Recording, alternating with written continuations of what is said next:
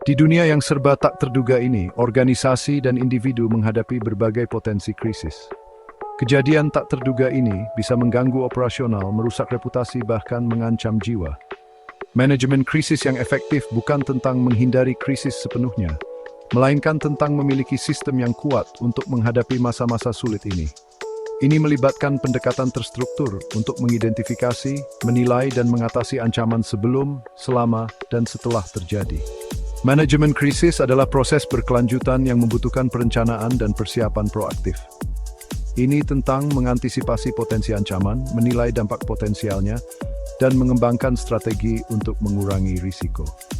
Ini termasuk menetapkan peran dan tanggung jawab yang jelas, protokol komunikasi, dan rencana alokasi sumber daya.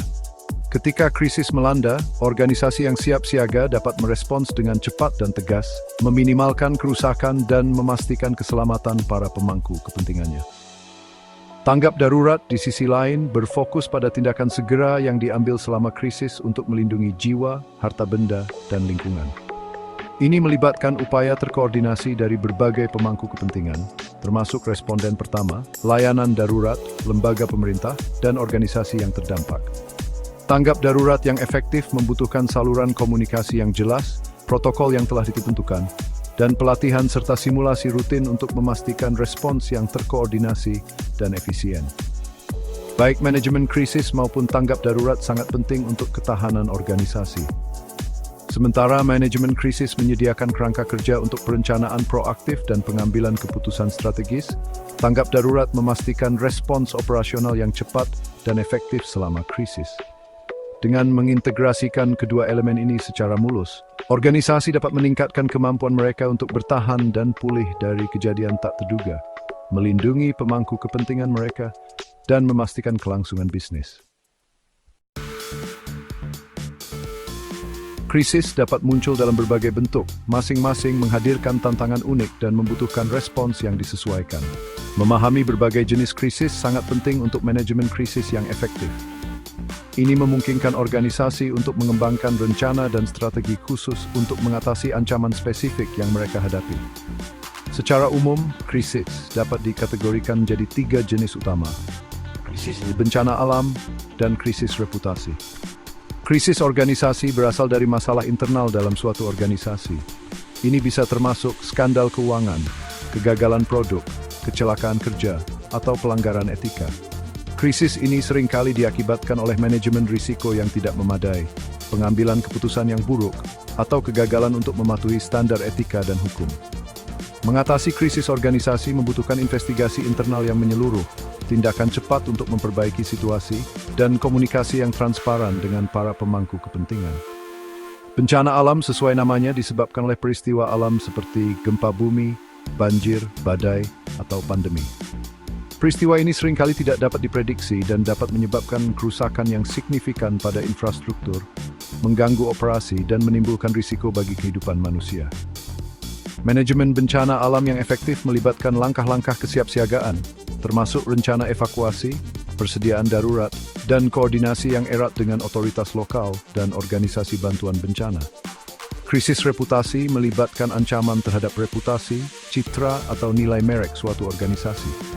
Krisis ini dapat dipicu oleh liputan media negatif, badai media sosial, atau tuduhan publik atas kesalahan. Krisis reputasi dapat sangat berdampak pada kredibilitas organisasi, loyalitas pelanggan, dan kinerja keuangan. Mengelola krisis reputasi membutuhkan manajemen reputasi yang proaktif, komunikasi yang cepat dan empatik, serta komitmen terhadap transparansi dan akuntabilitas. Manajemen krisis yang efektif bukanlah pendekatan satu ukuran untuk semua, melainkan proses siklus yang melibatkan beberapa tahapan berbeda.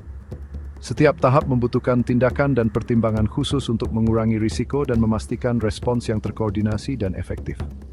4 tahapan utama manajemen krisis adalah identifikasi, analisis dan perencanaan, respons, dan evaluasi.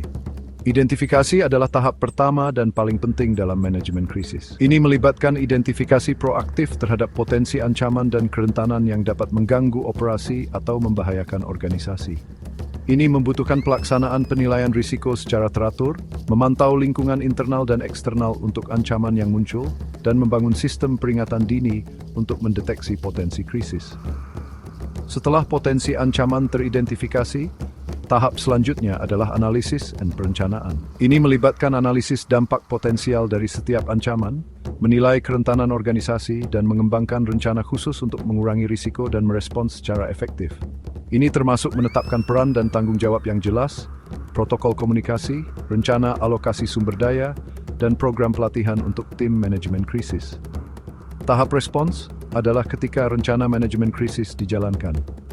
Ini melibatkan pengaktifan tim manajemen krisis, berkomunikasi dengan para pemangku kepentingan, menerapkan strategi yang telah ditentukan, dan beradaptasi dengan situasi yang berkembang.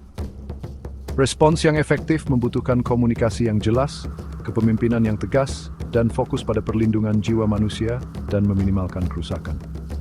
Akhirnya, tahap evaluasi berlangsung setelah krisis langsung mereda. Ini melibatkan peninjauan efektivitas rencana manajemen krisis, mengidentifikasi pelajaran yang dipetik, dan menerap perubahan untuk meningkat respons di meeting. Tahap ini yang penting ketika pergerakan program bersegera organisasi ibsis primisbekan file. Di tengah krisis, komunikasi yang jelas, akurat, dan tepat waktu sangatlah penting. Rencana komunikasi krisis yang disusun dengan baik memastikan bahwa semua pemangku kepentingan menerima informasi yang konsisten dan andal, mengurangi rumor, dan menjaga kepercayaan. Mengembangkan rencana komunikasi krisis yang efektif melibatkan beberapa langkah kunci. Pertama, identifikasi audiens target Anda. Ini termasuk pemangku kepentingan internal seperti karyawan, pemegang saham, dan investor, serta pemangku kepentingan eksternal seperti pelanggan, media, lembaga pemerintah, dan masyarakat umum.